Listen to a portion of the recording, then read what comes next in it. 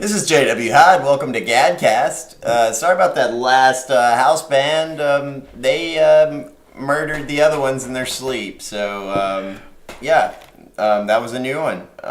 They heard that Christmas album. And they're like, fuck this. We gotta kill these guys. Yeah, by the way, check out Season Greetings on Spotify by the GADcast House Band. Debut album. Yeah, it's the most depressingly scary and terrifying Christmas record you've ever heard. We have a special guest with us tonight. Oh, hey, I'm Adam Harmless. Oh, yeah, he's Hey, Adam. Adam. And then there's this other guy here, Andrew Smith. Yes, that would be me. All right, then our special guest. We have a special guest with us tonight. His name is Rapid Randy, and he is from... I'm from the band Rapid Randy. That's awesome. Where did you think of that name? Good question. So back in the old black and white days when you had like AOL.com messages, you had to set up an email account. Okay. Yep. So my favorite band was Screeching Weasel at the time, and I really liked Danny Vapid. So I was like, I want to have a name that sounds kind of like that. So Rapid Randy, and I made that into my email address at hotmail.com.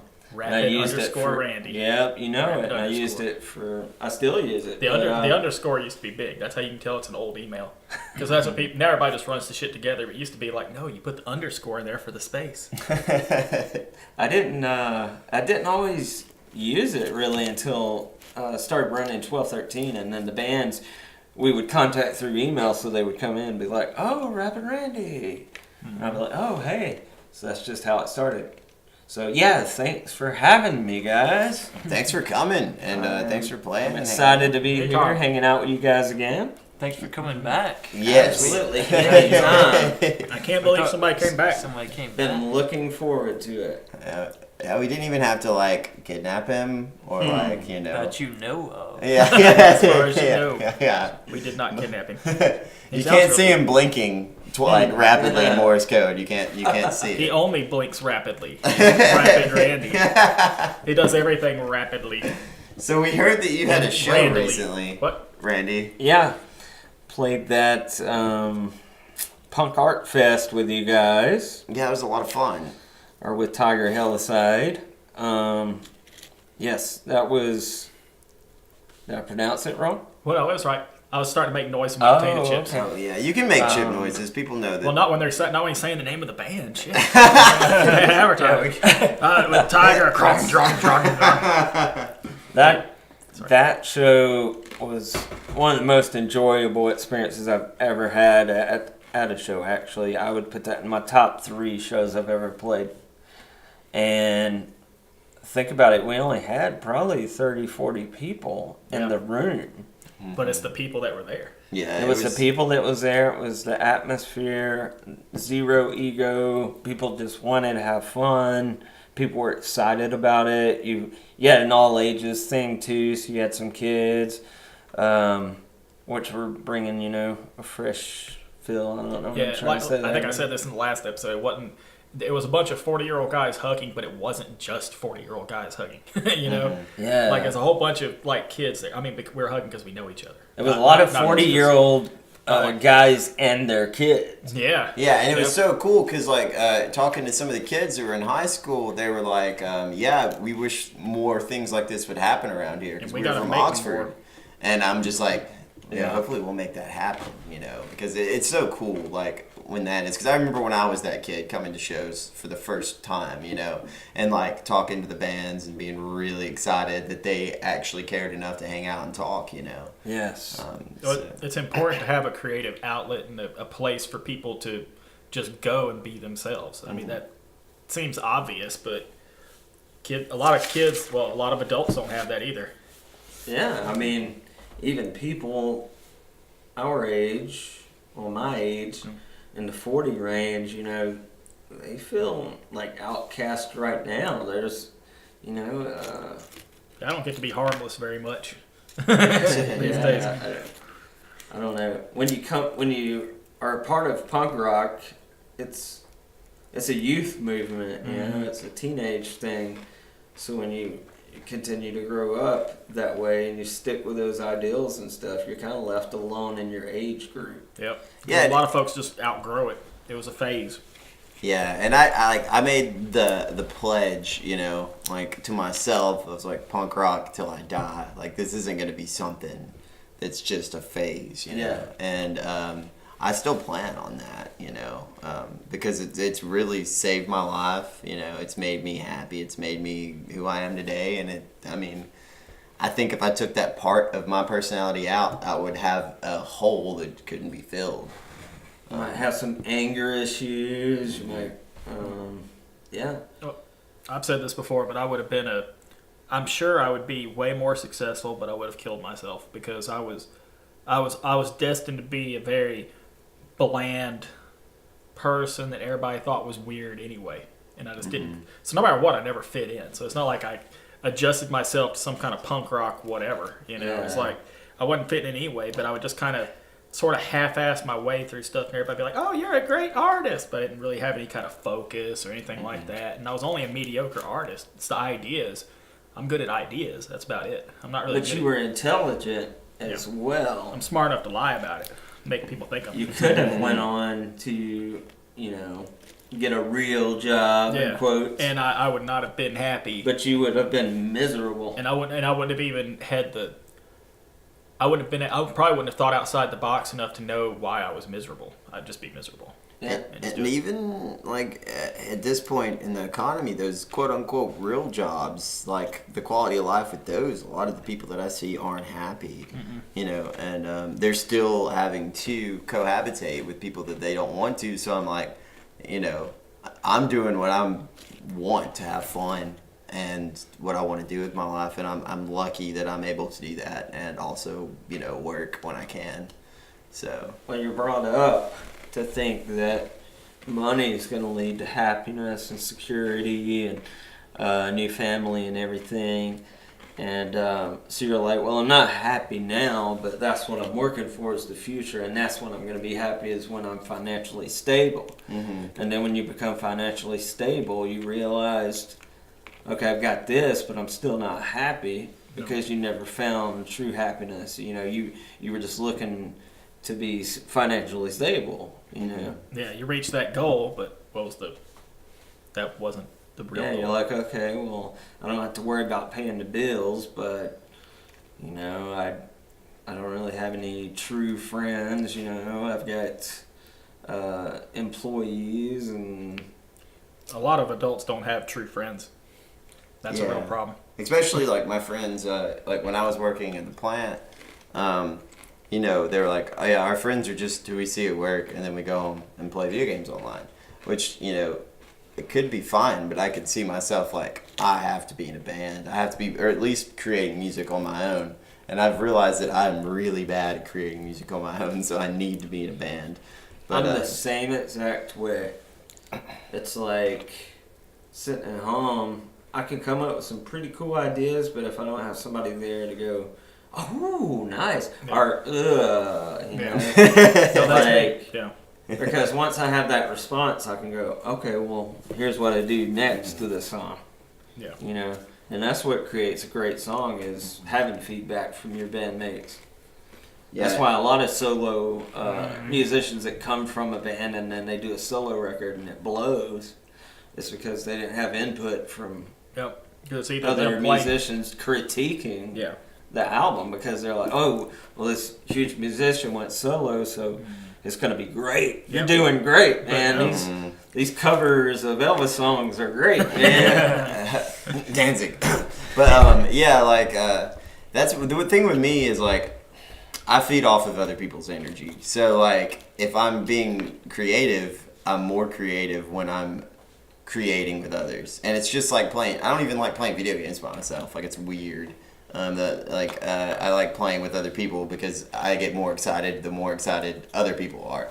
And so yeah, I fucking love being in a band. But luckily, I've never had to struggle to the point where like a lot of those bands that I see in like, you know, documentaries and films, you know, they were like siphoning gas out of other people's cars to like make it to the next show, and then they'd like the cover wouldn't come through, so they'd have to figure out how to get to the next show, and they'd have to end up playing some sketchy place like, you know, Denny's or something to like make $75 to get to the next show or make it back home, you know. And Nothing wrong with that if that's what they truly want to do, but I wouldn't want to be in that position where you're like that bad a shape where siphoning gasoline out of other people's vehicles. yeah. But I've said this before, and like I enjoy playing shows and stuff. I mean, I enjoyed it probably more even when I was younger. But I think the thing that I really enjoy more now is recording music and just creating stuff. absolutely. Creating new music. Yeah, I love creating. I like playing out, and I'm glad that we have places in Huntsville to play. We need to play in Birmingham more.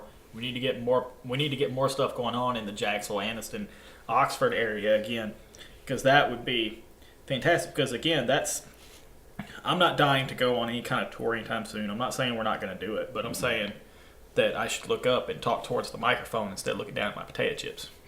But what I'm saying is, I thought you meant on stage. on stage, I should look up at the microphone. No, that holds true for the stage as well. Stop looking at your chips while you're on stage.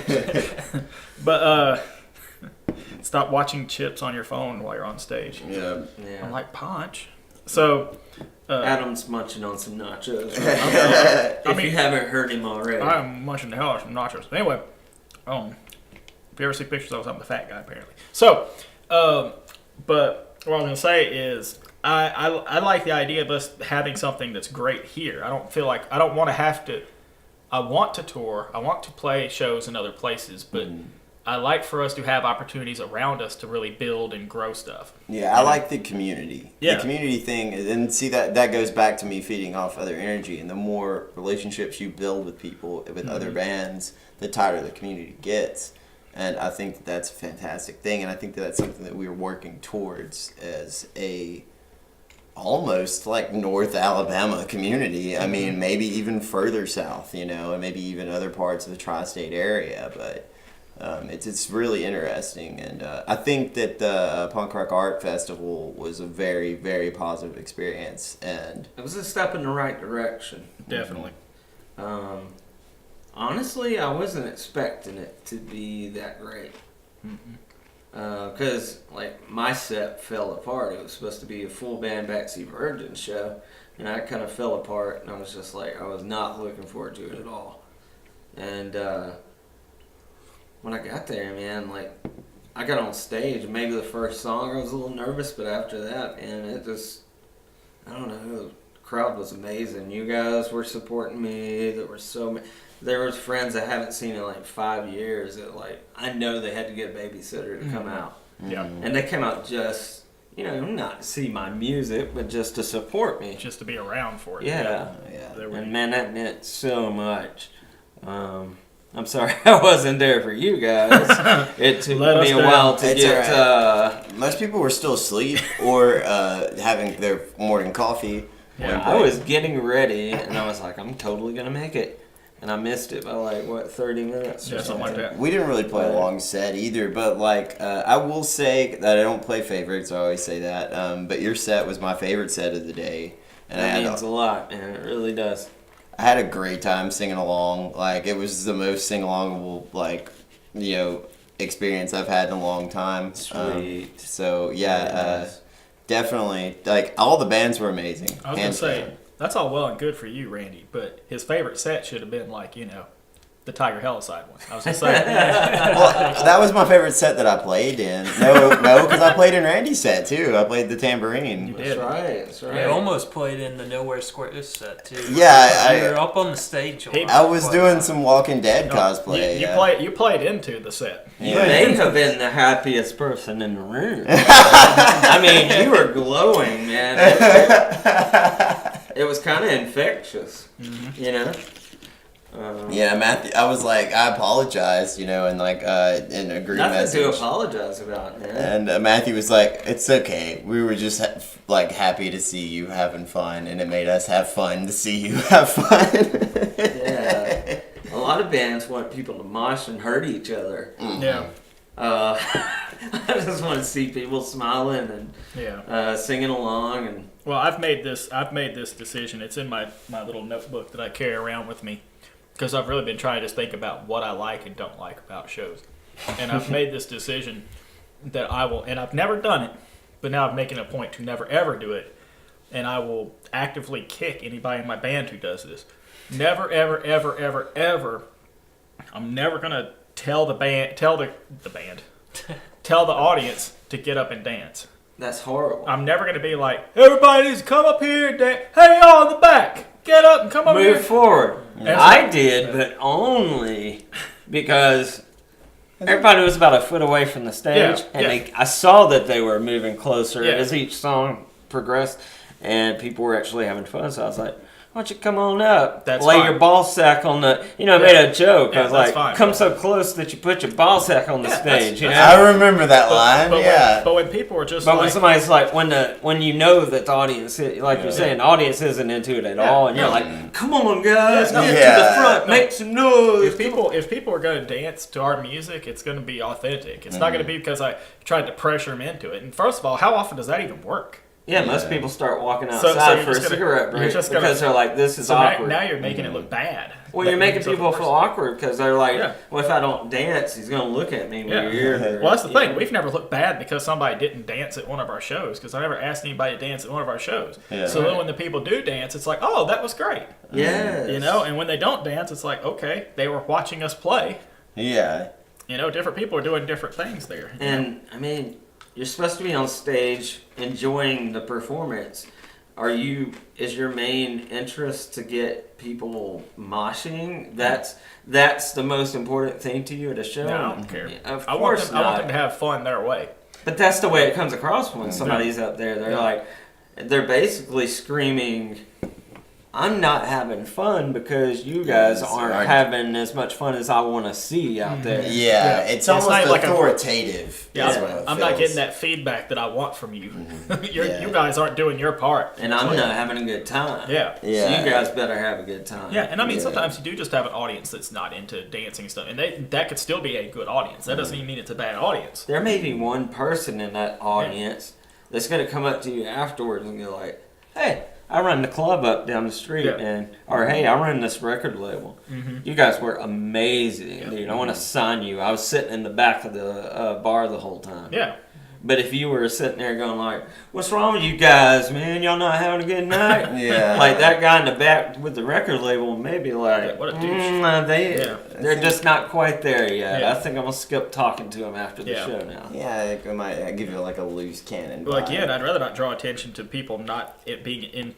Yeah, you're involved in bringing like attention to it too. Yeah. You're saying like, Yeah.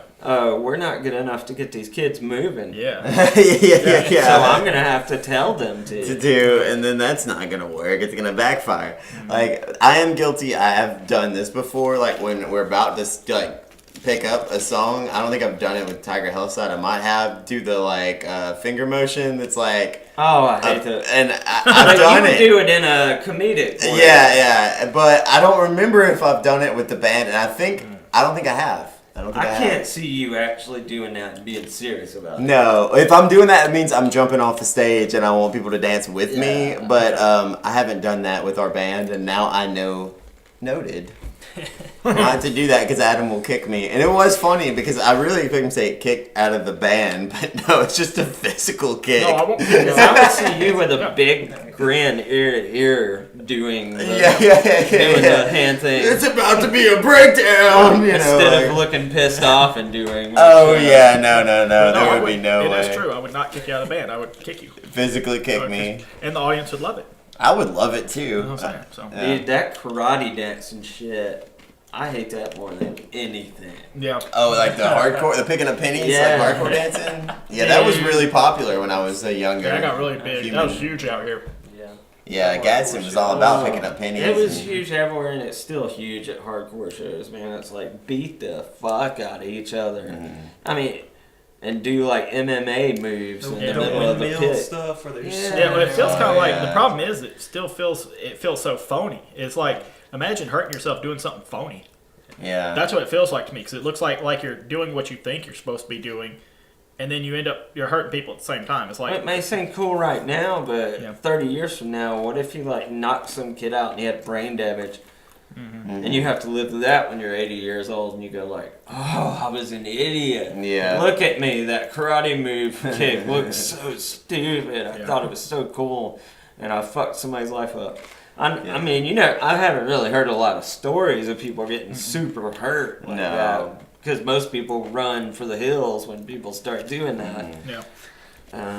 It's a very dumb thing, and I remember it happening though, because the circle would widen in Gadsden, and all of a sudden it's like, cool, we get to watch like the worst kung fu film, like that's untrained people fighting invisible enemies and then running into people and hurting them, and like, being a ska kid, we had the skank pits, which are like just so I would be making fun of them, but then I'd be like skanking over there like the dude from Mighty Mighty Boss Tones or whatever, But yeah, like those things, like you every once in a while you'd catch like a finger and elbow, but that was about it, and push pits don't really bother me. Pogoing I think is amazing. I just love pogoing, but I like jumping up and down. Pretty cool, especially when you're on stage looking at people pogoing. Yeah, dude, like I just love, and the feeling, like especially if you're wearing like boots, man, and just hopping up and down, it just feels natural, man. I just want some springs on the bottom of my feet. I remember I used to pogo so high at Nicotine's shows because all these people would just be like, "What the hell?" Because they didn't expect me because I'd stand there completely still, and all of a sudden the song started, I'd be like, "Ha!" I hopped higher than everybody else too. Yeah, pogoing is a good way to not really hurt anybody, except for like sometimes you'll come down on a toe. Toe should have been there. Yeah. So speaking of GADcast and Gadsden, which is the city we're in, that the zine is based on, the guys from the round table here, or the square table, took me to Cosmic Debris to see my old friend Carl Lackey, who has introduced me to a lot of my favorite bands over the last, 20 years. His record stores all over Anniston, where I live, and now here in Gadsden. It's great to have him back. It was great seeing him today. Mm-hmm. Good spirits and everything. Good guy. He says he wants to be on the podcast sometime, so I think we should. He would be interesting. He's a talker, so get him on there. Yeah, he was stoked when I told him that you guys were coming, because he was just like, tell Adam to quit taking photos of himself and show up here, and like. I was like, well, he and Rapid Randy are on their way, and he's like, what? Awesome, and I was like, yeah, I'm gonna get Andy up here too, and he's like, great, get everybody up here, So it was great to see him, man. It really was. He's on a Tiger Hillside song too. I always find a way to link everything to my band. Yeah, but he plays on In Your Veins. We're gonna have to bring. He plays an instrument. Yeah, Carl Lackey. He plays guitar on In Your Veins. Huh. Yep. Adam and the dude from X. No, he's not on that one though. Oh, he's not on that one. No. Who recorded that one? Ed Brusa. Ed Brusa, yeah. So it's me, Ed Brusa, and Carl Lackey. Okay. Huh. Carl Lackey's on In Your Veins. And we already forgot the guitar part, so I told him we're gonna bring it up there so he can show us what he Yeah, did. he'll have to show him how to play it. And he's like, "Well, I'll have to listen to it, but I'll figure it out." Yeah. Because we've been wanting to play it live. I haven't seen him in like 10 years, and I've done a lot of growing up in 10 years, and just, I don't know. I see him in a different light than I saw him then. Yeah. And I see him as a really just genuine good person. Yeah, he's a very interesting, good person. I mean, he'll do anything to help you out. Oh, yeah. He will. He's offered to help me out multiple times when I've had problems and stuff. So I mean, he would have such random things in his store back in the day. Slip Disc was the store. And me and my younger brother, Ryan, we would just come in and look around. It wasn't like other record stores where you had the top 20 and maybe a few punk rock albums. He just had some really obscure things. Like I said, I got the first McRacken's record I ever had, which was live in Madrid. yeah. And I bought it only because I looked on the back cover and it was guys dressed up in egg costumes. Mm-hmm.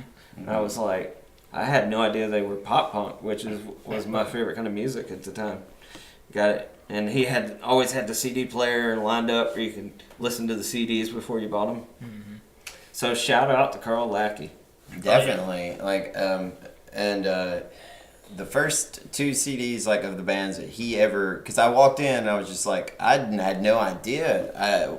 Cosmic Debris. I had just moved to Jacksonville and one of my friends was like, "There's a record store down here." I was like, I'd never heard of a record store being local, so I showed up and I was just like, "Hey, I'm looking for the CDs." And he's like, "Okay." I was like, "I finally have a car with a CD player," and I was like, "I've only been listening to the Unseen. I have this one punk CD that I really I want something hardcore punk." And he's like, "Yeah, I got you." So he walked over there, and I'd never heard either of the bands except for on a documentary. So he just hands me a Millions of Dead Cops CD that apparently was out of print, and Dirty Rotten LP, DRI, and those are still two of my favorites. I listen to DRI all the time. I don't know how they play that fast. It's insane, but he's good at reading what you're into. When we were in the store earlier today, I was like, "Oh, tell me something to get. What you into these days?" I'm like, "I don't know, man." But he knew what I had bought from his store previously, so he went over there. "You know these guys? Nope. Okay." yeah. I trust his instinct. Yeah, he was the first time I ever met him. I was I guess about 21, 22, probably 22. And I walked in and I was picking up a Bruce Springsteen record because I was really into Gaslight Anthem at the time. And he was just like, "Did you not hear?" I was like, "What?" And he's just like, "Bruce Springsteen died today." And I was like, "What?"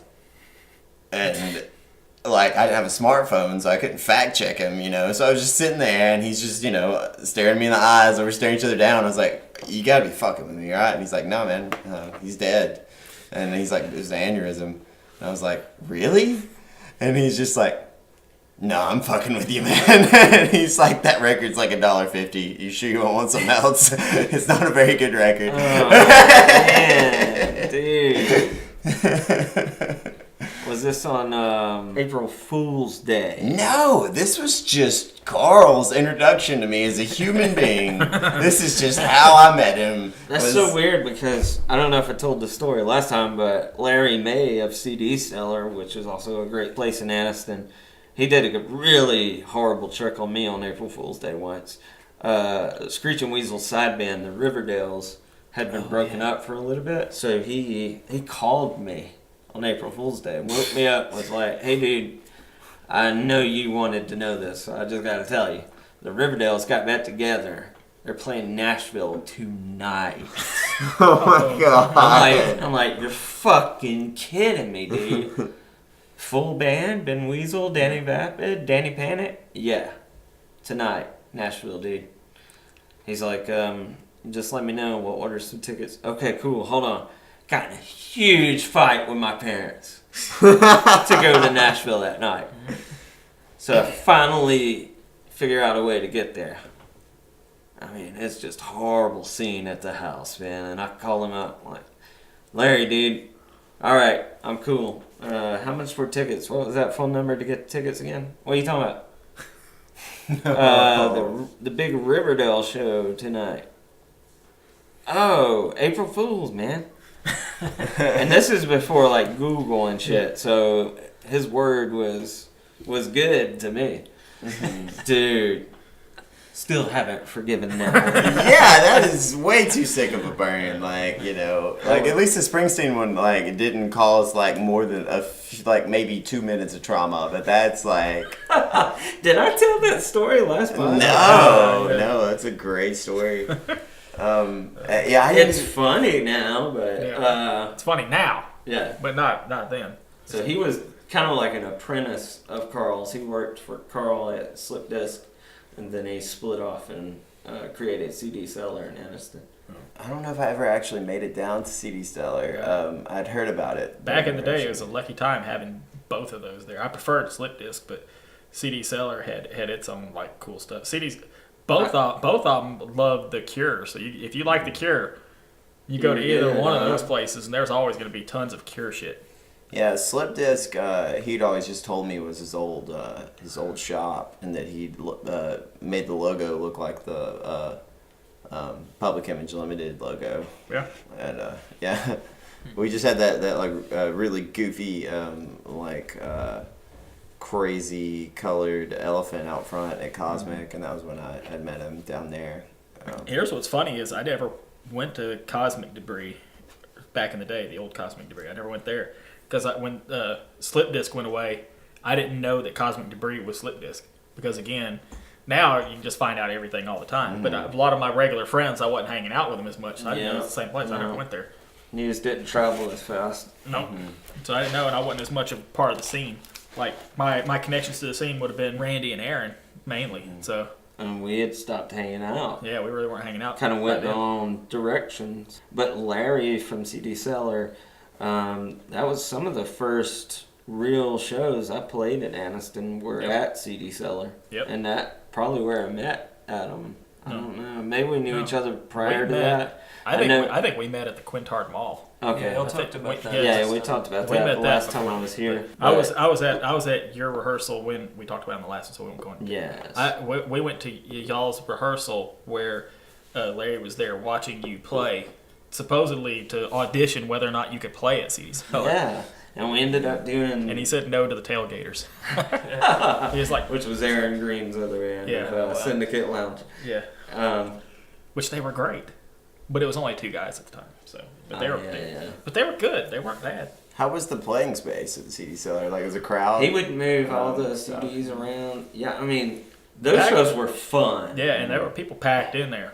Yeah, people were packed in there. Especially for the one we did outside of CD Seller on the entire Linlock Mall was full of people. Yeah, because it was in a little Linlock Mall, strip mall area. Yeah, I remember the Linlock strip mall. Because they ended up putting like a bike store that sold skateboards that I used to buy. That entire parking lot was full on our show that we did outside. That's awesome. I remember going to one of y'all's shows, and this was awesome to me. Which again shows you a little something about what my old band was like. But my band got a shout out from Carl from your band because he broke a string and he said he was going to have to play it like the Mostly Harmless. That's the kind of shout out we got. You played this like the Mostly Harmless, dude. The broken string. I have photos. That's how you played it. I have a ton of photos from those shows. You're in them too. Yeah. I had to scan some. Oh Lord. Did he have the goatee in them? I don't think so. No. Looked a lot like he does right now. So he might have had like a part of his hair painted green with some acrylic paint or something. Which is what us country boys had to do back in the day. Yeah. I'd like to see some of those old pictures. That'd be fun. Yeah. Scan I'll them. bring him up next time. I would love to see him as well. See some young Adam. Yeah. Young Adam, some young Randy. And the Ash Nagasaki 8-foot tall guy standing beside him in the crowd. Yeah. I've heard the legend, the myth, and but then I've not seen Ash. Yeah. Then there was that vampire dude he was standing beside you guys. Yeah. I vaguely He kind of had like a suit and tie he'd always wear. Man, Dan Sartain came to Anniston one time, and we saw the guy at Joe Muggs Coffee. And I think the guy, so he'd always grow his nails long and kind of, I don't know, it was just kind of creepy. He would talk about vampirism and stuff. And Dan Sartain, you know, he was a greaser and had his hair greased back, kind of Elvis-looking rockabilly. And the dude sits down, he's like, "You look like the quintessential Brouhaha." And Dan Sartain's like, "Well, I've been called worse." That's a lot of words. I think that's what he called it. What is a Brouhaha? A brouhaha is a place, is what I know, but I heard a brouhaha is like a calamity, kind of like a big, ruckus. Like a whole bunch of a ruckus. Yeah, a ruckus. A brouhaha. It calls quite the brouhaha. Yeah. Wow. Quintessential Brouhaha is pretty rad. That's a band name. Yeah. That's a band name right there. Shout out to Dan Sartain. Yes, and the Quintessential Brouhaha. So yeah, it's crazy for me to think about because I remember going in like over at the Linlock Strip Mall and buying like I was like at the skate shop and I like saw a U.S. Bombs DVD, you know, in the case, and I was like buying that and think about you guys playing shows in the parking lot there while I'm like struggling trying to find punk rock stuff, you know, in the area. It's very, I don't know, it's very interesting to me. You can find the video Backseat Virgins playing at CD Cellar on YouTube. Oh, that's what's up. Maybe that's where I'd heard the name from, and besides maybe some ramblings around.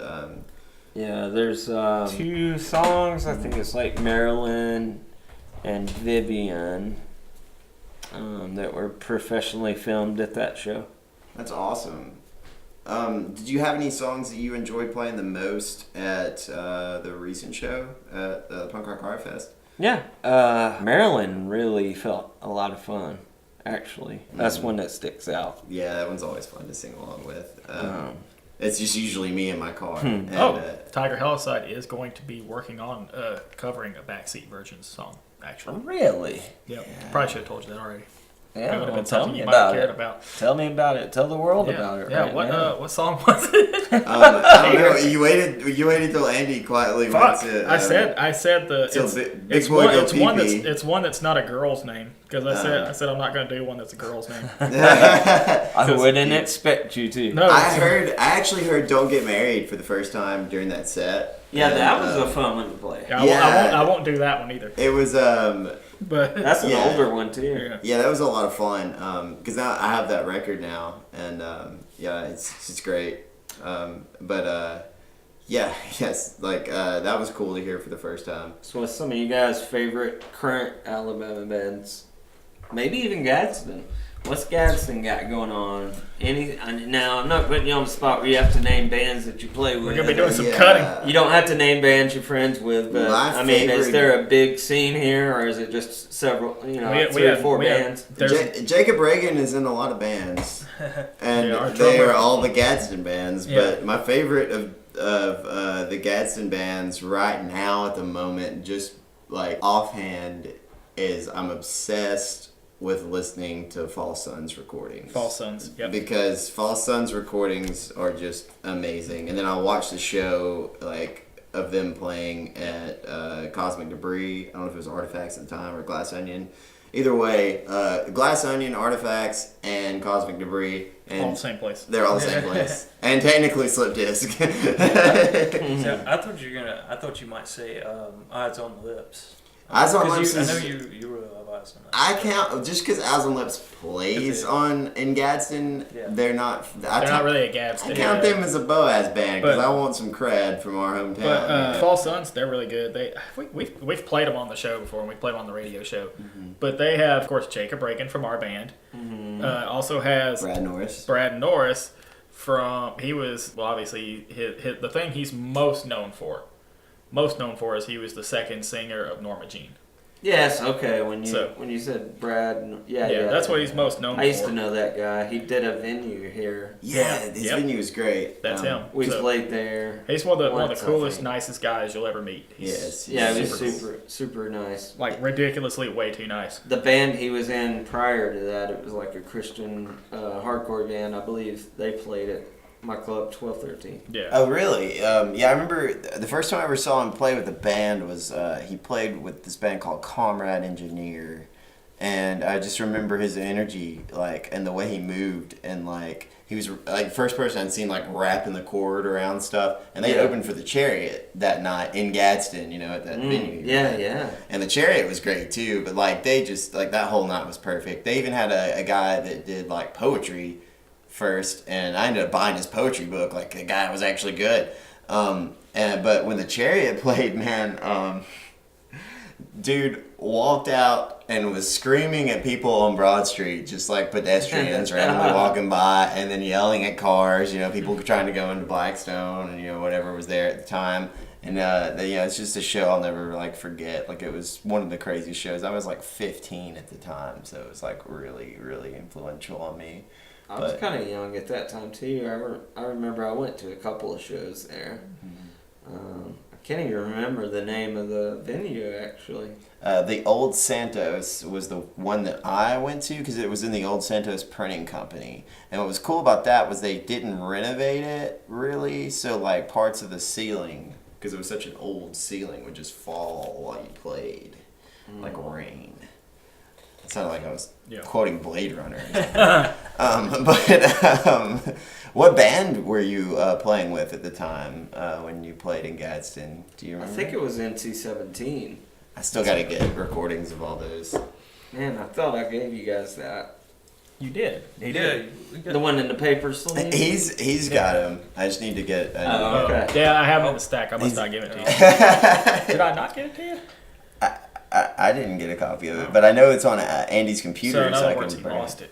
Okay. Yeah, Well, The only Oops, CDs I left with that night were the Backseat Virgins record with the baby on the front. yes. I can't remember the name. That's the first one, Born Again. Born Again. That's the one we're covering. Speaking of which, Andy, which song are you guys going to cover. Tiger Helicide might be covering a Backseat Virgin song. Have we come to a consensus? I don't think we've come to a consensus. Well, Matthew I said Harris it's was not, the one. I said it's not going to be one named after girls. That cuts out like half of them on that album. Well, that's just. I thought maybe I said maybe either Can't Take It or. Yeah, we also wanted you, if you were We're all around, to blanking sing on it. titles. Yeah, it's probably the first. Well, Can't Take It was one of the ones we threw about, I remember. Yeah. Which, by the way, It's was fun to sing What was along the- live. what Thank was the you. one- That's the one we have a professional video for. Yeah. What was the one that you said that we should do? You said, I thought it was either the first or second tune on there, Mhm. but I can't remember which one it was. You and Me's the second song. That's what I I'm think you wondering. said You and Me. Maybe it was you and me. That's a love song. Yeah, Super love song. yeah. But But it doesn't have a girl's Yeah, it name. doesn't have a girl. Oh, gotcha. I'd love to hear you guys' version of that. That'd be cool. Frontman and the Afterthoughts, band from Montford, who are incredible. If you happen to be listening to this and have no idea who they are, look it up. They would do a Vivian cover. Yeah. Oh, wow. The Yeah. Backseat Virgins song. They were the guys that got on stage with me for the finale. I played one of their older band songs, Slop Rocket song, Oh, yeah. called Davy. Yeah. That was awesome. That- Vivian's one of my favorite songs I've ever heard in my life, I'll say. Dang, that is crazy. There's something crazy. Crazy cool. I'm like, yeah, that is damn crazy. I think we mean that a different way. No, I like that song too. I think Can't Take It's probably my favorite song off that. Right on. My mom likes that one. Yeah, I like You're it in too. good company. Vivian's just that chorus. Every time it hits, I'm just like, I don't know. But it makes me drive faster. Here's something that's been Right funny. on. Be careful. Wear that seatbelt. I drive slow to begin with anyway, so it makes me drive the speed limit. We've been. I've been going back, and obviously for the radio show, we've been going back, and I've just been because we mostly play local music, semi-local music, and I've been going back and just listening to stuff from all sorts of different eras and everything. So of course I went back and I'm listening to NC-17. I didn't bring the damn. I was gonna give you my copy of the NC-17 album, but I did the cover off. Found you one find one? before I left the house today. So I was gonna give you that if you didn't have it. I'm gonna put it up So- on Bandcamp tonight or tomorrow. So I was just like, because I saw that, I meant to bring it. I didn't even think about it today. So I was just, but anyway, if you can get me the artwork that you did, yeah, if you could scan that, that'd be cool. yeah, I can do it. I can scan it. I'll even get my daughter London to actually make it a decent amount of pixels and all that shit to it, right? So it doesn't come out fuzzy. On to the subject of NC-17, I'm going back and listening to it. And see, the thing is, that obviously, I liked NC-17. I was a bigger fan of the Nicotines. Because of the style, yeah. No, I mean, it's the style, yeah. But the thing is it's one of those things where you go back later on and you wonder how much was just if you were really hearing what you thought you were hearing, or maybe you thought you were hearing something different from what you were hearing. Because I was going back and listening to it, and it's like, it rocks way more than I remembered it rocking. The Nicotines? No, NC-17. Even because I mean now you don't hear what I heard in my head, but in my head, and it's not like I was like, oh, it's wussy. It was like back then the name was emo that they threw around, and I think we probably even threw it around. I went through a phase but it's like old school idea of what emo is. It's not like later emo. Yeah, that was the stuff that.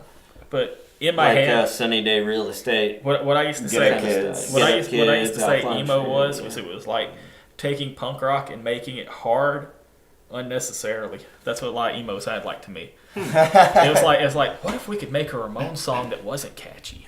And it'd be like, why would you do that? That's what a lot of people say. But I went back and I was listening to it, and I mean, obviously I've listened to the album that I did the cover for. Yeah. More than once. Yeah. Just my ego would make me put that thing back in and listen to it again. That one has a Fat Records kind of sound. Yeah, it does. You might like it. I'll check it out. But it has a horrible cover though. I think I hate that. I hate the cover I did for it, but that's I love the idea. Adam did the cover for our first NC-17 album. I think the idea was great. What was the cover of? So I tell him, I'm like, dude, so I want the girl and the guy to be in the back seat of a car. Yeah. And it ends up being making out. And then on the back cover, I want them kind of watching in the movie theater. Yeah. And the credits rolling down like Star Wars, except that's the song titles. Yeah. Oh, that's it ends up being like he killed it. I thought on the back. On the back of it now, I mean on the front of it now, it's like what it ended up being was them standing in line at the movies instead of them being in a car. So it's like them in line, and it just doesn't. Well, what it is, I remember I had like here's what happened was I was coming up with ideas for it, and it wasn't looking right. Mm-hmm. And then they were in line buying the tickets to the movie. Yeah, and y'all were coming in, That's and right. I had a doodle that I was keeping in my wallet. I had like a doodle for like an idea for it. And in hindsight, I almost wish we had just used the doodle, but you guys were like, well, I like that, and I was like, okay. So I went and I tried to make a nicer version of it, but I still scratched it out in like probably 15 minutes. Like while you were playing the N64, y'all were playing video games. While I'm just like that really places the time of this. But there, Nintendo 64. Sure, it wasn't Super Nintendo. Yeah, I don't even remember playing N64. No, it was probably like the South Park game where they were shooting the turkeys. Oh, that game was so terrible. I loved it. Wow. It was so. But good. I mean, that would just about probably be the only one we would have put up with because we were much more old school. If we were going to be playing anything, we wouldn't want to be like wandering around Hyrule with a bunch of polygons. Yeah. So, not back then. So I like scratched it out. And it looks like I did. It looks like I just kind of scratched it out. But y'all liked it, so I'm like, that's what matters. Mm-hmm. Doesn't matter whether I like it. It matters if you guys thought it was right for what you're doing. Well, you should scan the alternate artwork too, and I'll include that in the download. If I can find it. That'd be awesome. I'll have to look around and see if I can find it. I thought you said you found it the other day. No, I have the original. Okay. I have the final one. I don't have the original. You could always redo it too. Put your own little spin on it. It wouldn't take much to redo it.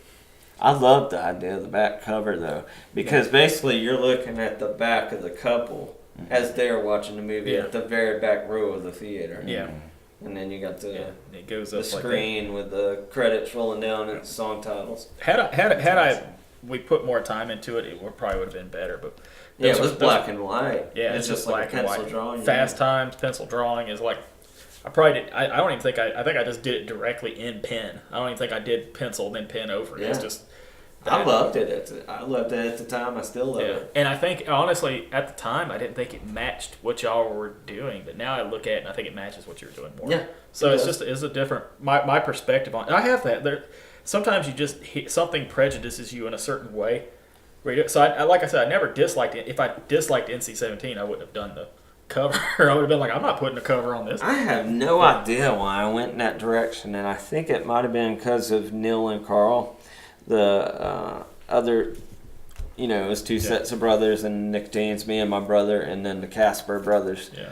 And they were much more into Fat Records bands, and, Which pulled in a lot of that. Mm-hmm. Early And so emo me and my brother were more into Lookout Records, so it's the pop punk stuff, and the Nicotines were way more pop punk, but Carl and Neil were constantly trying to push more of the Fat Wreck sound with the punk beat, you know, the halftimes running, and so we the second album came out and it was way more emo, I guess you would call it. And I kind of fell in love with some of the bands, like started out like Lagwagon and Strung Out, and then from there, we had this friend that was into Christian punk rock, and he let me borrow a videotape of all the live shows he'd been to in the last year. And it sat and collected dust, and then he's like, "Man, have you checked it out?" I'm like, "Yeah, I'm just not really into Christian punk rock stuff, you know." And he's like, "That's not all of it, you know. This is I thought like the emo movement was a Christian movement because of what he'd given me." Yeah. And so I watched it one day and it had at the drive-in, Jimmy Eat World, the Get Up Kids, Hot Water Music, and Beretta, and it was just band after band after band, and I was like, oh shit, I really like this. Hot Rod Circuit, which is from Alabama. Yeah, Trusted Chords by Hot Water Music, still one of my favorite songs of all time. So many people have covered it, but I love No Division. That's a good album. Oh, No Division, yeah. It's great. I first heard about them on a Warped Tour DVD, and they played, and that's when I saw Alkaline Trio, and they played Radio and Take Lots of Alcohol, and I was like, this is going to be my favorite band. Like, I knew, like, as soon as I saw both of those, and then I've seen Alkaline Trio live twice now. Yeah, I've seen them about 5 times, too, man. They're fun. I got to see Against Me open for them, too, and that was amazing. That's a band I've never got into. Man, they were playing Cave 9. I totally had access to go see them there, you know, with like 100 people.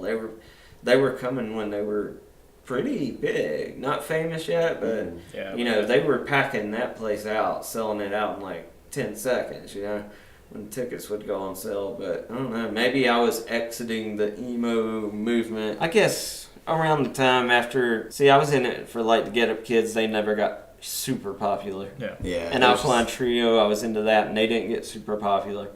And I guess it was around the time Blink-182 got famous. A lot of the bands that kind of sounded like them were getting more in the limelight, and I just wasn't into those bands. I liked Saves the Day and Newfound Glory a little bit, but I too.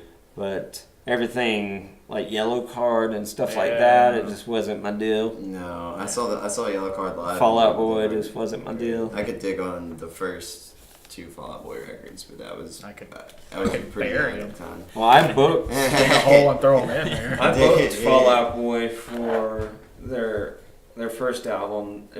It was a blue album cover. Yes. That I had them booked at 12:13, and they were playing with Bayside, if I remember correctly. And it was like a Tuesday night. Nobody was there. Maybe like 2 people. And Bayside called Fall Out Boy and we're like, hey, you know, like nobody's here. You know. So it was like, Fall Out Boy's having some car trouble. Did Bayside play them? Yeah, they cool. Played a couple of times. They were an interesting band. I could never really peg down. They kind of sound like Smoking Popes, if I remember correctly. They were. Smoking Popes were fucking great. I agree. I've been listening to that Motel Matches CD that you gave me. That's my brother's band, yeah. And they are very good. Like it was. Did you say he was the one that had a little bit of the Fat Wreck influence? No, my brother, yeah. I mean, we did eventually after like Neil and Carl like hounded us with it so long. We eventually saw the other brothers. We saw what they saw in it. So yeah, my brother Ryan did go down that path too. That was after NC-17 broke up. I went more I started my Backseat Virgins thing, and he was doing the Motel Mattress thing, which I believe is named after an Elvis Costello song. Yeah. That's cool because like their sound wasn't a sound I could peg down, but I knew it had like serious punk influence. Sounds So- just like NC-17 with Ryan singing, and which we sound kind of familiar, We sound very familiar. Yeah. But the guitar was much more complex than it was in NC-17. I say there was some heavy guitar riffs in there. Yeah. I noticed that. He got really good at that. Yeah. And but yeah, then I definitely need to get those NC-17. Yeah, everybody needs to go back, and anytime you can get it out there for people, NC-17 definitely needs to be reheard, because that was something that, like I said, I was giving it a chance. Obviously, I was the one who was pushing it more than anybody else. I would have told everybody y'all were great, but I totally somehow missed how good it was. Of course, your taste changed, but I go back and listen to it, and I'm like, how did I not hear all this other stuff going on in it? And the same thing, I've done the same thing. I'm not. You were really not into the emo, dude. No, and I mean, I'm not comparing it. The sound is nothing the same, but I did a similar thing too, and I still don't like the band, really. But I did the same thing to the band Clover. Remember them? Mm-mm. Clover with a K. I don't know where they're from. No. Are they local? No, they're not I don't think I've heard local. of them. But they were a punk band that made some very generic punk rock in the late '90s, mid to late '90s. And here's the thing: it's all right punk rock. I mean, say if you like stuff like Rancid or whatever, you probably like them. Just okay. couldn't feel the passion. But or at the anything. time I listened to it, I swear to you, it sounded like butt rock to me. Like, I mean, it sounded like probably shit you'd like, but like it sounded more like in my head, to me, what it sounded like like one of those crappy LA glam bands, but then trying to be punk rock, trying to sell out and be punk rock. See, like butt rock, But they don't sound. But I think I understand what you're talking about. But they don't sound anything like that to me. And it must have been one just song. at the time. There must have been one song at that time that hit me that way or something. But I've gone back and listened to the whole album because I was trying to show my wife that, trying to show Darlene that. I was just like, listen to this. And like, listen to them. And I'm like, I heard your last podcast Yeah. when you were talking about Tree Fort, how you thought they were like a jock rock band, and that's why you never came and no, saw I them. thought they were going to suck because they sound like a shitty Jacksonville band, don't they? That's crazy. Does I that not can't sound- believe that you never heard about them, their crazy stage antics. No, because and I stuff. didn't hang out with anybody that would. Think about who would hang out with me at JSU around So that you campus. just saw the name. Yeah, I saw You the had name. no idea I saw the name. anything about them. And a lot of the people who liked them, a lot of people who would go see them were like the same people. Who There would, were some hippies that were into Tree Fort. yeah. So there were. Yeah. They were just people with just They terrible appealed taste. kind of everybody. Yeah. at So that was time. the thing. I didn't get that. So I had there was no way of knowing. It's not like we all had YouTube streaming shit and everything. They may have had an online presence, but it would have been me seeing. So Tree Fort was one of the bands that played the punk rock art fest with us. Yeah. So that was the first time you saw them. So it kind of blew you away a little bit. You like that Yeah. offensive Yeah. stuff they got going on. Yeah, they were- I loved it, man. That was usually if I see a flying V, I'm worried, but I've never seen a flying V utilized so well. And I'm at like the energy They were slaying from it, all man. of them. Yeah, the bass. That was the bass The player. bass player is not their regular bass player. He was the guy that put the bass out in the crowd, They've right? had more members. Because I think Matthew talked to him. And he was saying that he's in They've another had more band. members than Backseat Virgins. He Man, killed they it, went too. through tons of lineups. And the whole I Can't still relate. like every once in a while just think Harrison Ford right before I'm about to do something, or like the song took 7 or 8 years to write, Oh yeah, he always does something like that. It was cracking me up so hard, man. I bought their album that has all the ska songs on it. Yeah, they used to 'Cause have a complete horn section. And Yeah. I tell you what, next time I come by the GADcast studio, let's do like an Aniston show with all the bands that used to come through when I was booking. Yeah. And That'd just be like kind of take a look back, see if they were good, see if they sucked. Yeah. Oh, like gotta go back and listen and see what Yeah, we we'll think. just sit in the studio, Yeah, listen to the song, yeah, was this good? give our take on it, be like, okay, here's one of the bands that was really popular at Yeah. 12-13. That'd be good. What do you think? Yeah, Good? we do that for our radio show even. That'd be a good, I think good that episode. would be a lot of fun. Play all Yeah. the songs. Yeah. Because I'll bring in Play all the Ethan and old the Tree Ewoks. Fort, Yeah, do it. Sloppy Meat Eaters. That'd be great. There's a lot of bands that we're doing really good there. Yeah. A lot of Anniston bands, Gadsden bands, Yeah. Birmingham bands. And we can kind of critique That'd be 10, 15 years later. That'd be Did nice. Ethan and the Ewoks play? They did I know it. not, because they would have wanted like $500 guarantee. Yeah. And the only person we would do that for was the Groovy Ghoulies. Yeah. Oh, the Groovy We Ghoulies love would the have been Groovy so Ghoulies. cool live. Because they actually brought that amount of people in. Yeah. They were like, I just happened to stumble onto them online, and then like I became obsessed with them, and all of my friends hated them. Yeah. And You I either didn't love care. them or hate them. Yeah. So, like I didn't care. I was like, no, these guys are amazing. Like, side note, I played Ethan Ewoks for Darlene. She kept telling me to turn it off. She didn't know who it was, and she was just like, "What? No, it is so of its time too." They're Like, gonna it is- really one day hear this podcast. Yeah. yeah. How we diss them on every I time. know, but And it's geez, funny How you because guys- I've never even heard They them, were- when and this that's is- what makes it funnier. when this to is me. over, you're gonna hear them because it is like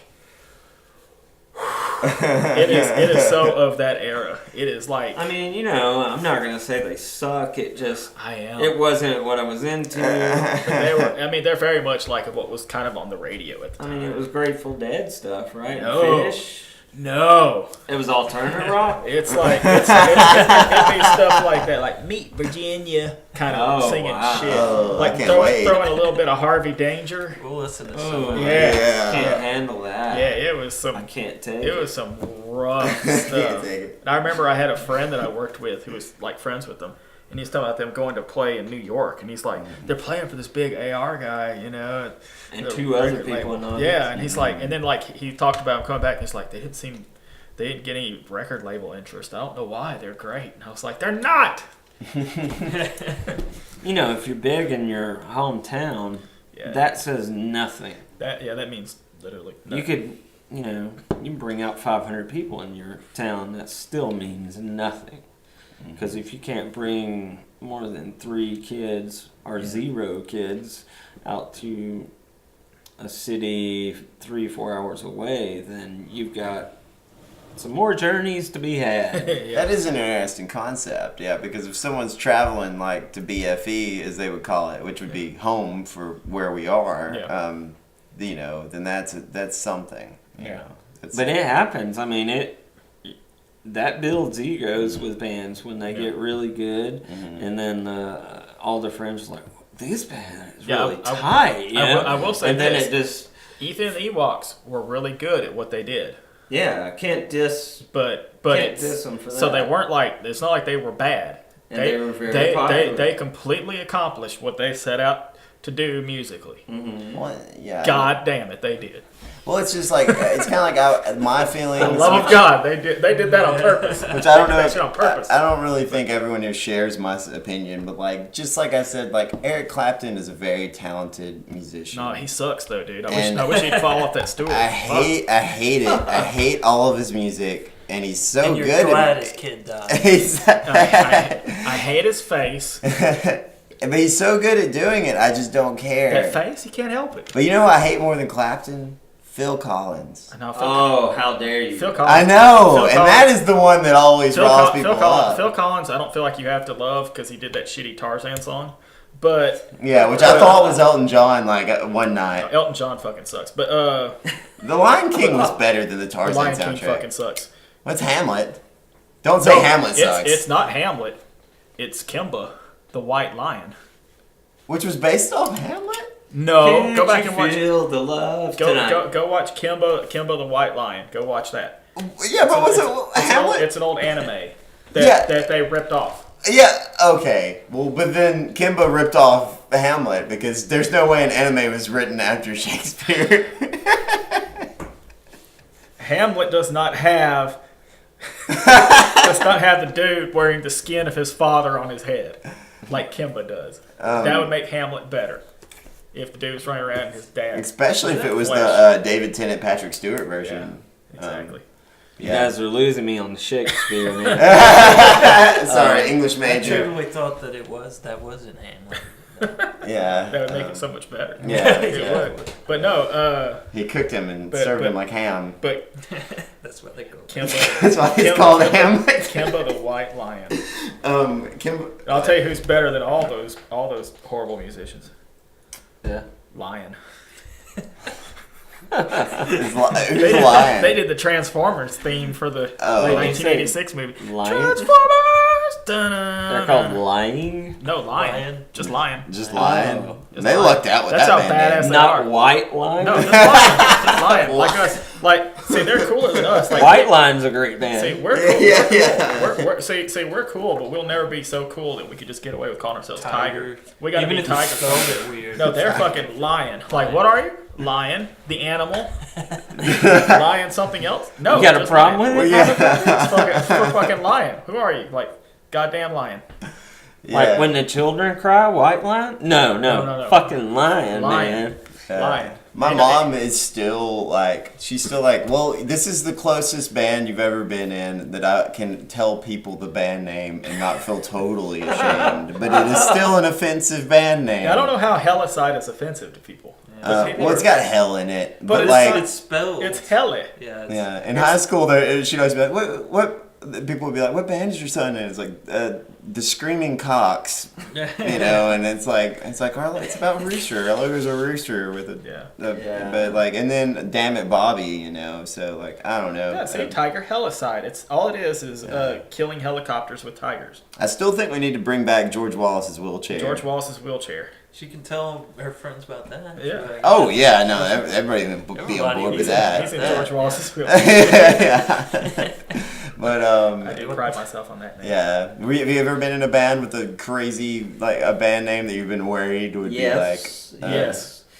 Backseat Virgins. Yes. No, I mean, yeah, that is one. true. But That's one, the Saint Retards. Yeah. Oh yeah. That's one that doesn't hold up. But I still say, I Retard mean, and you the can retards. look at some of my lyrics in the past, and they're not PC today. Yeah.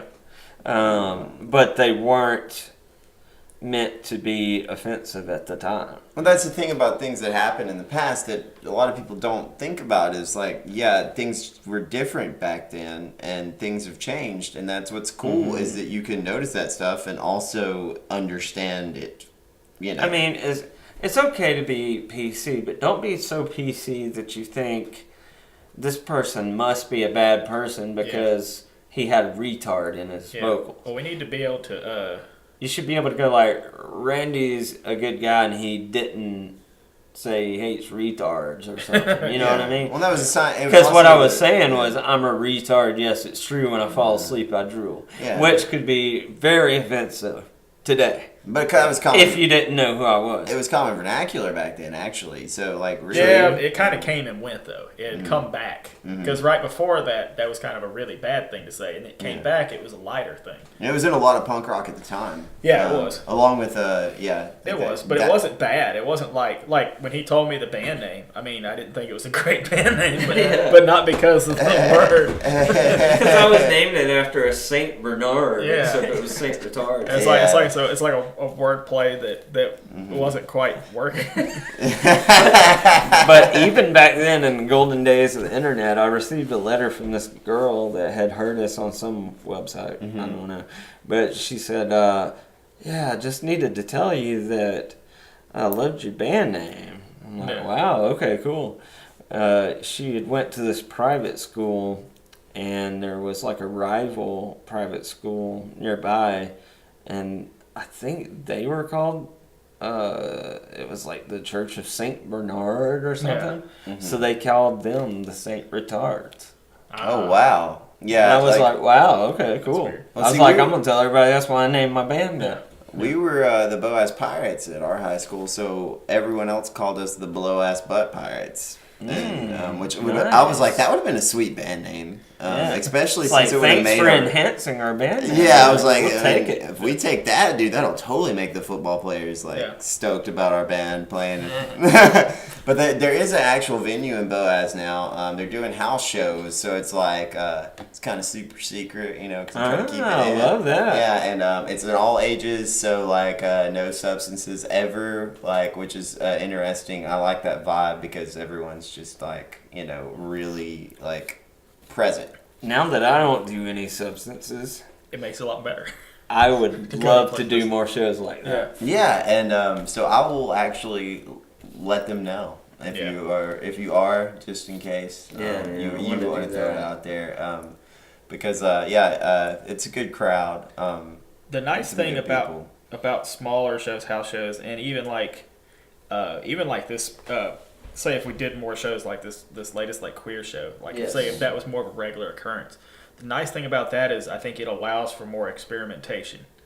And I think that's a big, great thing. I think it'd be okay to have a band that hasn't been around that long, that's playing something different. Yeah. And I think that's something that's missing because I feel like there's that gap where people have to play in the garage until they can find a bar to play in. Yeah. And that's how it seems like it's been mostly around here lately. There's not enough just an all ages venue where everybody's just enjoying that. I mean, I understand it too. I There for the understand. music, not there to get laid and drink. Yeah. And Well, I mean, music is cool too. Well, I understand. Yeah. I understand if people are at a bar trying to have a drink, trying to pick up a date or something, Yeah, that's and then fine. then this band shows up and they're like, we're experimental noise." And then it's like, "Fuck!" Yeah. God damn. Yeah, and I understand that perspective, and I understand this, but I would also like to see an experimental noise band of snot-nosed kids being stupid, and And whatever. if you don't like the band, walk out and come in for the poppy band next. Exactly. Yeah, exactly. and You just go stand outside, have fun with your friends because they're all friends. That's the other thing. That's part of building a scene.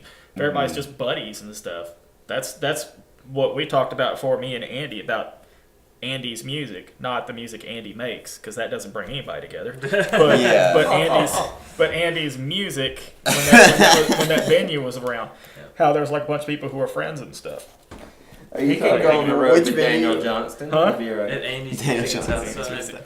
Oh yeah, I went and saw Apollo 11 there one time. That was a lot of fun. But that was really the only time I've been to an Andy's music show. Oh, I saw August Spies there as well. Yeah, that was You should dope. have gone to see August Spies there when they played with, Tiger Tiger Helicide. Helicide. I saw you Son guys of a bitch. at Cosmic Debris, which was great, and Jacob Screen But you've never seen me screamed play axe guitar. murder in my Like face. Like Cosmic Debris has shows?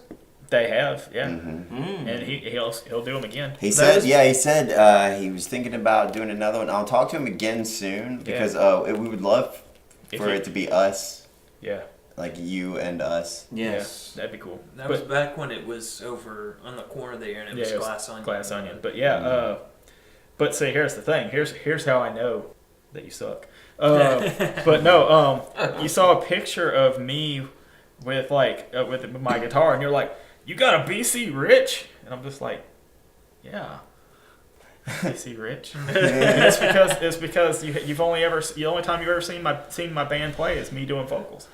Yeah, But most people on this planet who have seen us, all 7 of them, have seen us with me playing guitar. well, I I've also always have the memory of a goldfish. I don't know anything about No, if they but have that's good but memories. that's it. But me playing my War Beast, that was kind of like what we were known for the longest time. It's like I'd play it, and then just when I'm done with it, I just drop it, and people would be like, "Ah!" because it's got all those edges. So when you Yeah. drop something like that, everybody goes, "Oh my god, it's gonna break!" Yeah. And it did break, and that's why I'm not playing it right now because I've had to re-glue it a dozen times. I just I don't think I've really seen a band play BC Rich on stage. Yeah, that's as what- far as a local But band I goes. always played War Beast. Because I think it's Tom DeLonge's fault that I'm a Fender nerd, but Yeah. so many punk rock bands I've noticed, and Yeah. ska bands especially, are Fender. Yeah, but no, I play the And War like- Beast, which is like a warlock, but it looks even more like a Klingon weapon.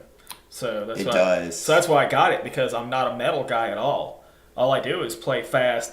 Da da da da da da da da da. So to me, that was what I liked about it. One of a guitar I almost bought. I remember I almost bought with the second version of the Brain Trainers, and the drummer, who was a guitarist, he seriously got mad at me for me suggesting this, but I was gonna buy a Dave Mustaine signature guitar. Dude, And at the time, I only played with 3 strings on my guitar, and he's like, "You gonna take the other strings off?" I was like, "Well, yeah." Look, it's cool to portray yourself as where you're. it's okay. It's your own guitar. The You know what I'm desk is talking about to about. go falling off. I think it's cool to show up and look like the complete opposite of what you sound like. Mhm. Yeah. That's kind of cool. Well, that's it. And that's Yeah. that's what I thought. And the thing would be all beat up, and I clobber it, but I do it because I loved it. It's not like I throw it to the audience or anything.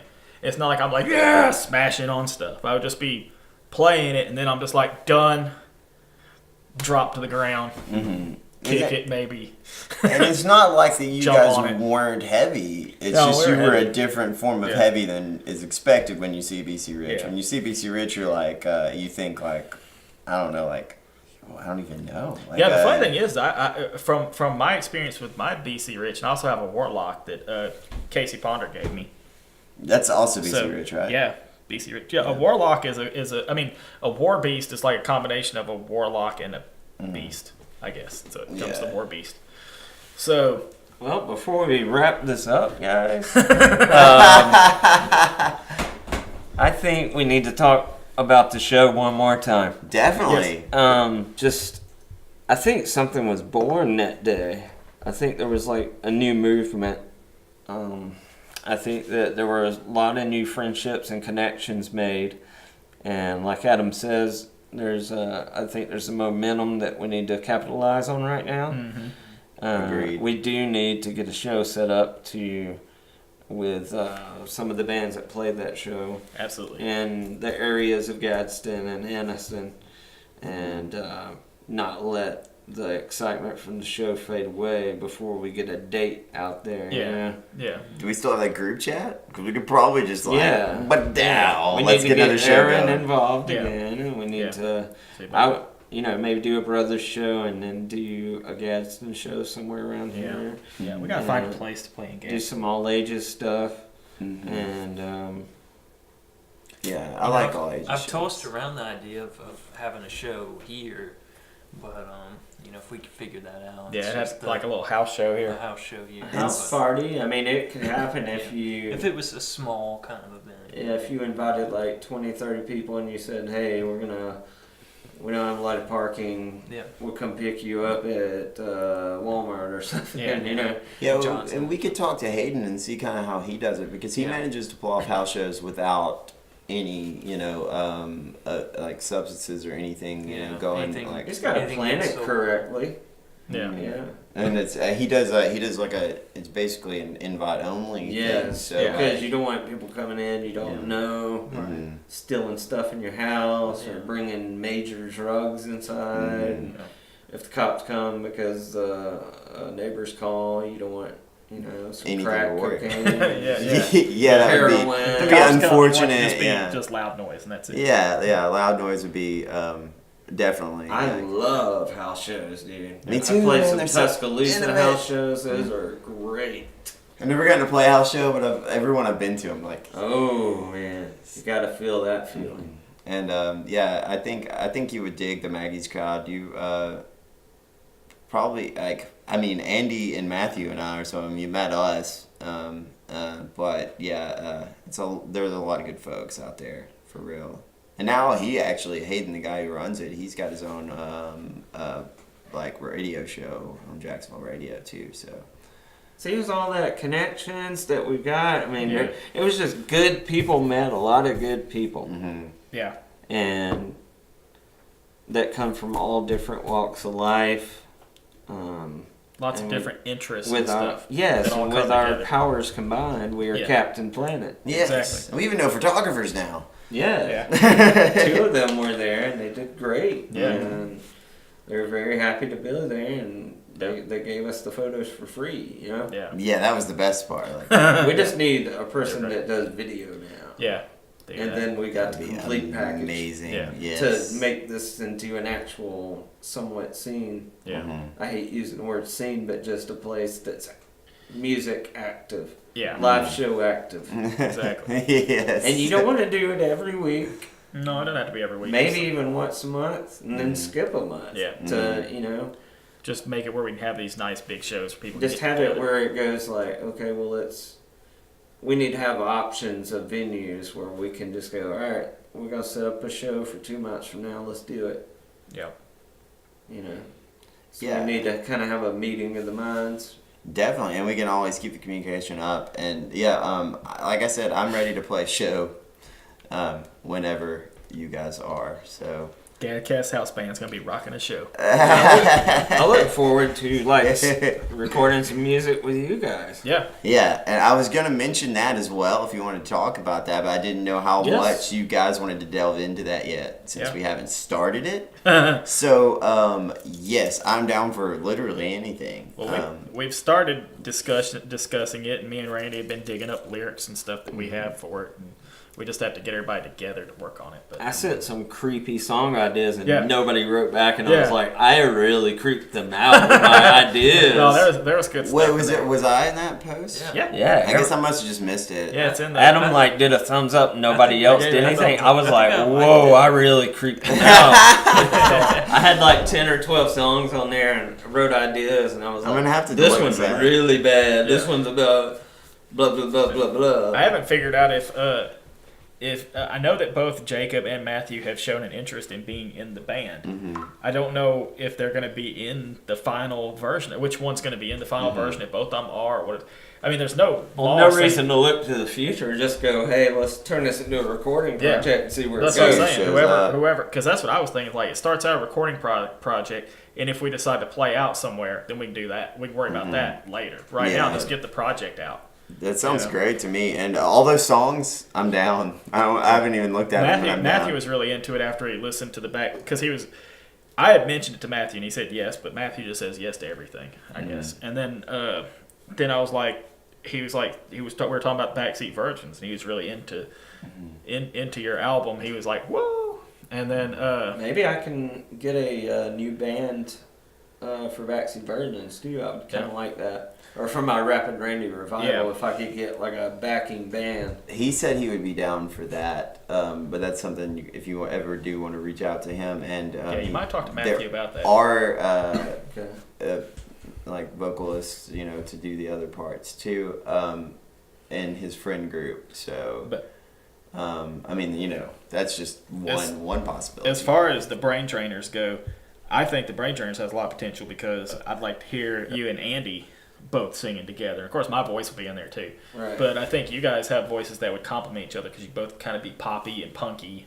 But I think they would go well. Maybe I'm always up for coming out here, man, anytime. But yeah, I would look forward to, we did the new house band song tonight for this episode.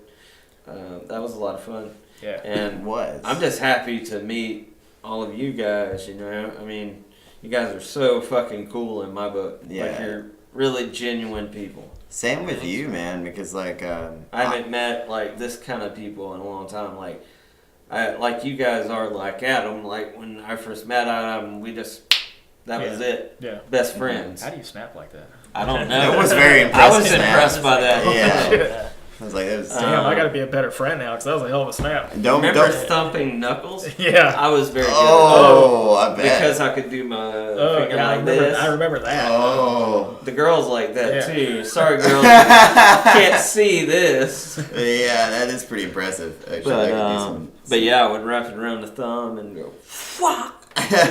All the jocks would be like, whatever, this fat kid isn't going to do anything. I'm like, come here, we'll play thumb or whatever, knuckles.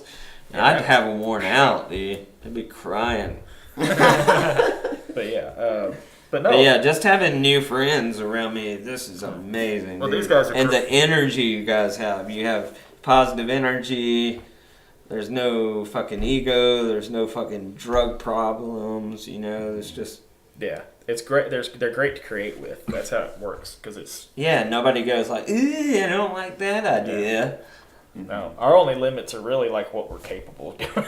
Yes, that is it. And even that isn't Yeah. really a limit if No. you just do it. Yeah, you we just know? gotta do it. Like, I shouldn't have played drums earlier, but I did. Yeah, The Ramones didn't know anything. yeah. Mhm. Most of the punk bands that started punk rock They just built it they around had what they no could idea how to play anything. do. Yeah. Yeah, hearing the Germs at the very beginning was entertaining. Like, what was it, like Sex Boy and stuff that they did Yeah. at first? Yeah, their early stuff. And Forming, like, was fun, and then it goes to, like, Manimal, and you're like, whoa, Yeah. But yeah, the Ramones for sure. It's just Like, about it's creativity, passion, determination, charisma, definitely. And dedication. dedication is definitely one of them. And showing up. I've learned that Showing up is like half of it. If you Yeah, show up, exactly. man, you are like... Well, I mean, you could be the If you best. flake, Yeah. it's a bad time to be flaky. You could be the best guitar player in the world. It doesn't matter if you're not there playing guitar. Yeah. Mm-hmm. Like, shit. Who Yeah, cares? that's what I told Adam. I was like, I might not be the best guitar player, but I'm here. Yeah. No, he has a great mind for music, great mind for writing, a great talker. He could be great in professional wrestling as like a wrestling manager. He a could, great, yeah. A great heel character. I was about to say the next Paul Heyman. Yeah, he could. Horrifying. I'm a Heyman guy, but yeah, dude, and I'm really excited about the future. And if anything that you don't even have to ask, just anything that you guys need as far as like, hey, we want like somebody to do this, even if it's just backup vocals, hit me up. If it's to be in a band, hit me up. Because I'm completely down. I'm talking to y'all at the table. No, everybody out there, too. So if you are listening and you feel like you can contribute to what we're doing here, like in the music scene, if you want to be a part of it, reach out. Yeah, by all We'd means. love to I have say you. the same thing. The Gadcast House Band is always open to anybody who wants to be on and Yeah. the podcast. Yeah, if you're passionate about music or passionate about film or, you want to make a documentary, let's do it. Yeah. We just need to... The big thing is just doing stuff. And there's nothing more fantastic than doing something. And creating products, man. Just creating stuff. That's what we're all programmed to make things. We might as well be making things that are fun. Yeah, and I've always had this weird fear. It's this thing of just doing, like showing up. I'm like, oh, I have anxiety about that, and then doing something, and I have anxiety about that. But like the good thing about being in a band with Adam is he's just like, we're showing up and we're doing this, and then like we do it, And it's just That's it. Something Adam talked about before is that there's a lot of people in this area that are like they're so good, like they're so talented, but there's no evidence of it because they don't put that creativity into practice. And that's what I did the last 10 years, man. I knew how it is. I fell off the map completely. Yeah. But you're coming man, back. I fell in love with it again. Yeah. So hard. I feel like I'm 18. I feel that passion that I felt when we were first starting out. Yeah. No, it's kind of, in a way, like the passion is there, but it's kind of better because I have a better idea of how to do we're shit. more talented and we're older, wiser. Yeah. yeah, because back We've heard more music. Yeah.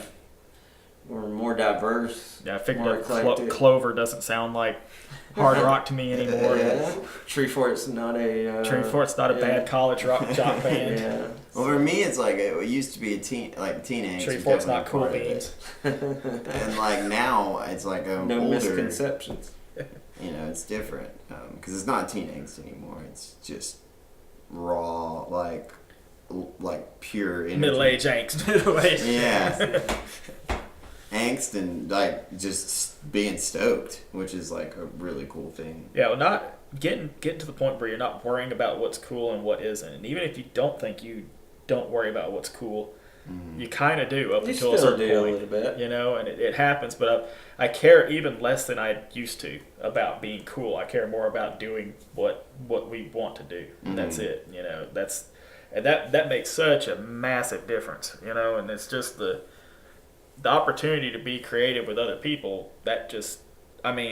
My creative output would be very minimal if it weren't for other people to be around. So the more people you know, the more people you can be creative with, the more great stuff there can be. Even if the scene ends up being like kind of like we make jokes about the Jacob Corps movement out here, where it's all bands with Jacob Reagan playing drums.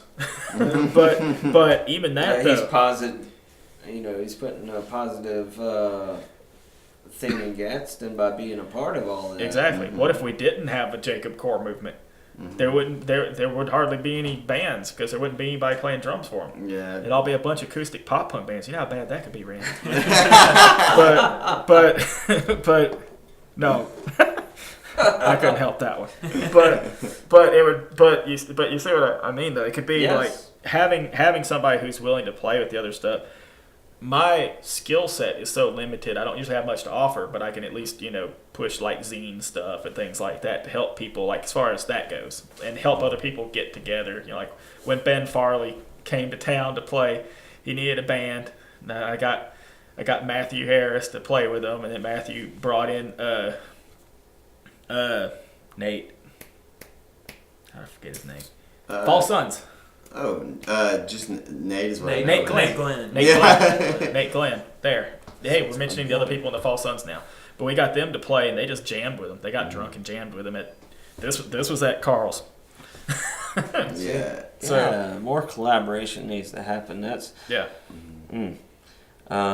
There are musicians And out there. we don't realize how much collaboration with like bands we look up to. We don't realize how much collaboration there was back then because lots of times we only see a little bit of that stuff. But like a prime example is if you like, he mentioned the Germs before, but like if we look back at the early LA punk scene, you had bands like X, you had like Blasters, stuff like that, and then you see like the Flesh Eaters. Well, I mean the Flesh Eaters, members of X and all those other guys with like and Blasters with like just another dude singing. Yeah.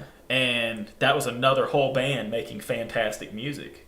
They were spending all of their free time making music. All they do is just making music. And, the Flesh Eaters is great. They've got a new album coming out. But, yeah, it's just like, Chris D is just like a writer who, he wrote for Slash magazine and stuff. And, there he is with this other outlet and playing. And that's what we all could be doing. We could all just be like working on all these different projects together. Not just recording, but yeah, just. Definitely. I mean, I want to make a fucking documentary on the old days of 1213. Yeah, there was talk about that happening. Did it just not happen, or? There's a couple of people that stepped forward, but it just never got off the ground. But they're married, got kids now. I think we need to find somebody that has time on their hands for that. I'll do some asking around stuff because I think that's something that'd be good. Now But don't ever feel like you're not talented enough. Don't even have that mindset because don't compare yourself to anybody else who is doing better than what you're doing. You need to only compare yourself to who you were yesterday. Yeah. Are you getting better than you were yesterday? That's it. Progress just a little tiny step every day in whatever it is that you love. Be passionate about it and improve, every single day, even a tiny step.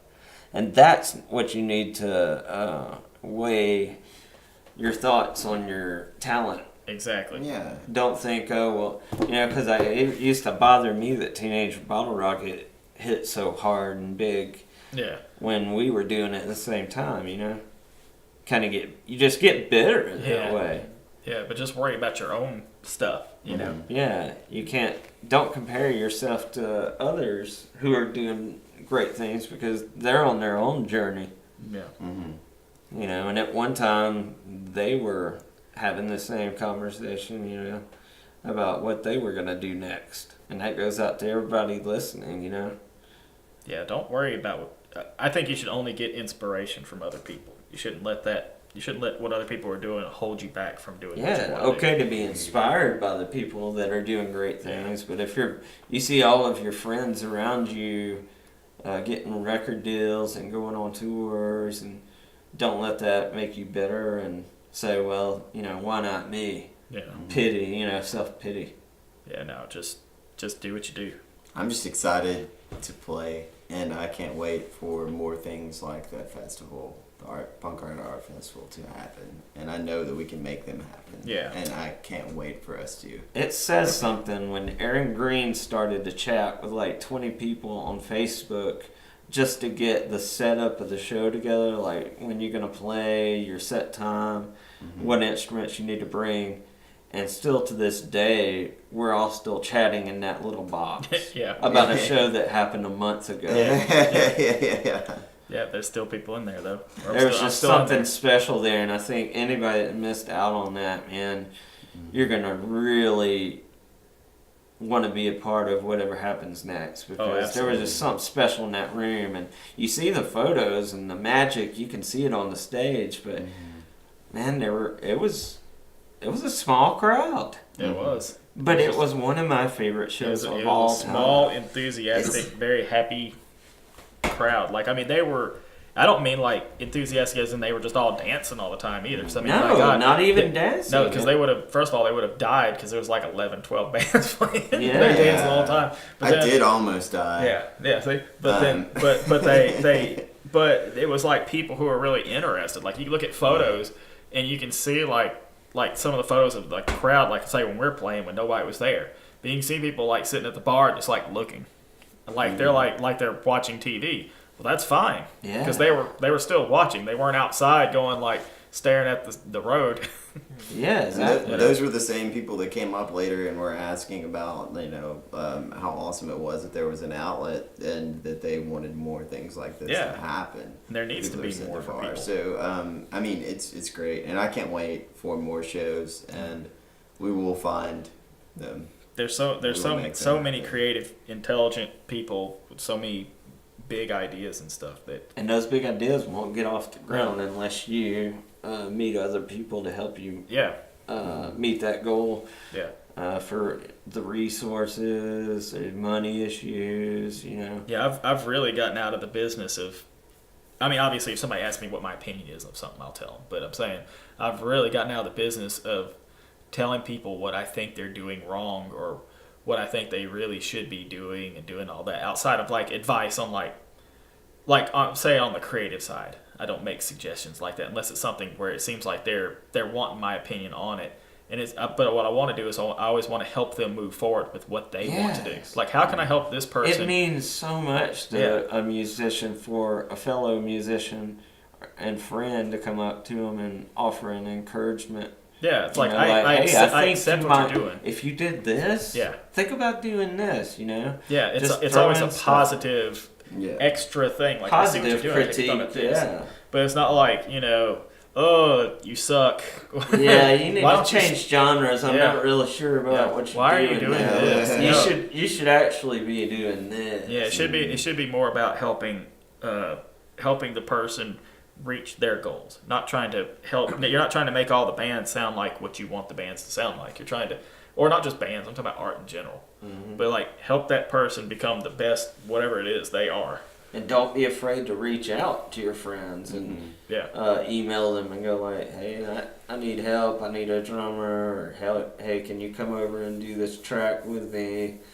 Yeah. Don't be afraid to just write them in the middle of the day. Throw them a Facebook message, man. Well, I'm telling you, when you have somebody and you're all friends and the whole scene's working together, well, you don't even have to be friends, but when you're all coming on kind of on the same, when you're all on the sort of the same page, your skin kind of doesn't have to be as thick anyway, because like when somebody talks shit about you, you kind of like know. Well, I'm not offended. Like, I say, like, I've said mean stuff about a lot of people. Like we were talking about JW here was worried that I might have said mean things about Aaron in the last episode, and then like whether or not we edited them out. And I didn't remember saying anything too mean, but I was thinking, like, whatever it is I said that was mean, I'm sure Aaron could take it, because I'm sure I've said nothing worse. You wouldn't say to him. Y'all have been friends for a long time. I'm sure whatever it is, he's probably heard worse from me and vice versa. So plus, that's your sense of humor. Yeah, like, it just always has been. But it would, that's what I'm saying. He would have gotten like the worst version of it. So 19-year-old Adam was even less charming than 40-year-old Adam. So I would like to get in a DeLorean and go back and see you in those days. Oh, I got the photos. I think some of them actually might be on my Facebook page. I need the sound bites of his sick burns. Pretty rough stuff. Yeah. I'm glad there's not too much audio recording of that time. Got a lot of stuff, a lot of shit haunting me. So you have those cassettes I brought you that has our brain drainer stuff that we did. Yep. Do you have anything to put that on, like online for me? Yeah. Actually, would you like Andy to make you a CD out of I it? can burn it. Yeah. He can burn it onto a CD for you before you go. Or send it to me online. Yeah. Whatever you want to do. Whatever's easier. Either one. Yeah. That's Either Whatever's easier. Yeah. And I mean, they're they're- mostly harmless, or they're you rough. actually have mostly harmless stuff, I think. Yeah. You got that online, I believe now. Yeah. Some of it. Yeah. I'm gonna put some NC-17 stuff up this weekend. I think I'm gonna say like Randy was once emo Yeah, he for was a once brief emo. period. I would Check out love, this stuff. I would love it. If you ever want to do like physical copies on Kunaki or whatever, we could help throw in on that or something sometime. Yeah. We'll slap a Murder Boy music logo on there. Put you on our label. Rapid Murder Boy. I actually have an idea for a record label called Rapid Release. Ooh, that's a good You should do label. it. Rapid Releases maybe, or Yeah. Make it. Rapid Release Records. I don't know yet, but I thought, kind of like a pain pill, you know what I mean? It's a Yeah. rapid release. Hey, how are we going to end this episode of the podcast? How long has this thing been going? Well, I was gonna say, do you guys have any final thoughts? Anything you want to cover? Why are you Adam? going to kill me? Any last words? Last words? How do you want to do this? I think there was I don't a wanna lot die. more I wanted to say that I just forgot to say this time, Oh, that happens. but I promise you.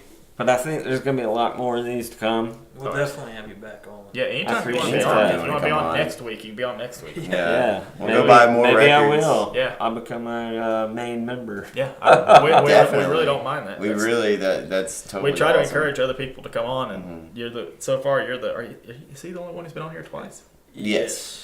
You're the only guest to be on here twice. We And scared that- everybody else off. Yeah. Maybe I'll bring somebody with me That'd be next great. time. we need to get You Aaron and on Aaron. here sometime. Yeah, probably. bring Aaron, bring Jeremy Ponder. Do it. Yeah. Yeah, anybody would Good. be great. All right. Any Thank final you thoughts, guys. Yeah, thank you guys for having me so much. I enjoyed seeing you once again and talking to everyone out there. Yes. Because I've been wanting to be a part of a podcast for a very long time. Maybe I'll get mine going I was soon. gonna say, Maybe keep- you guys can help me get Yeah, mine going. keep coming out here, and then we'll help Definitely. you with that. So that goes back to what we were talking about before. Yeah, Helping each other out. And keep So. doing the crossovers. If you start your Yes. podcast, we can. that'd be great. Yeah, you guys are my guest on my podcast. Exactly. That'd be great. Man, this Totally. sounds like so much fun. All right, wrap it up, brother. All right. Well, last Wrap thoughts. it up. Wrap it up. Rapid Randy, wrap it up. All right. Well, after this talk with Rapid Randy, we're gonna give a rapid release. So, Gadcast out. We can have a good time. We can have a good time. We can have a good time, you and me. We can have a good time. We can have a good time. We can have a good time, you and me. Tell your boyfriend, be my girlfriend. That will make you so happy. Give you what you wanna. Listen to Madonna. I would do most anything.